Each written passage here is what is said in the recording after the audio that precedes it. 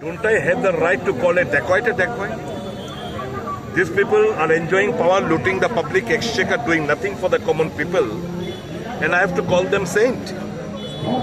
Is this what democracy stands for?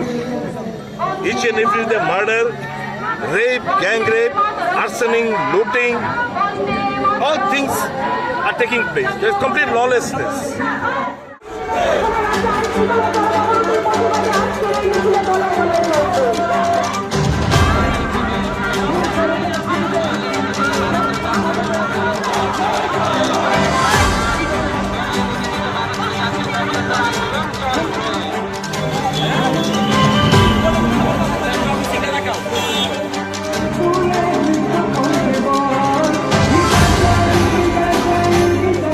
Facing a evacuation from your hostel also. Do you relate it with that also?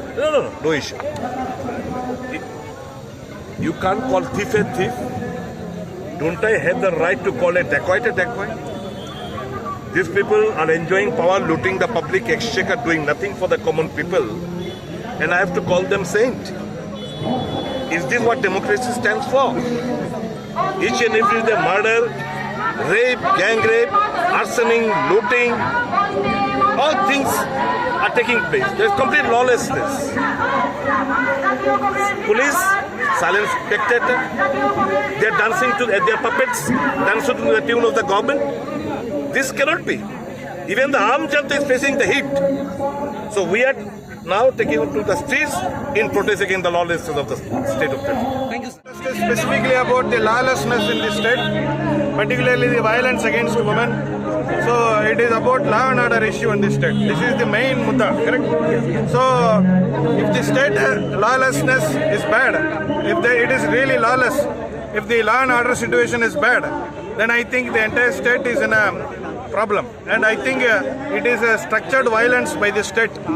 So it will surely affect the economy, it will surely affect the investment, it will surely affect the growth of this particular state, which the Congress leaders, PCC President and the MLAs have come here together along with the complete Congress party, and continuously we are going to highlight this issue across the districts. So this is our first protest against this particular government, specifically about the lawlessness, the violence involved in politics, which is completely dangerous for the future. 65% of the population in this country are below 40 years, and instead of focusing on employment and other constructive aspects, this particular government is just unleashing violence so that they can divert the people of Tripura and put them under fear. You said it's organized. What has been the role of the police? And in recent, we have seen communal violence also erupting in the state. Police is silent.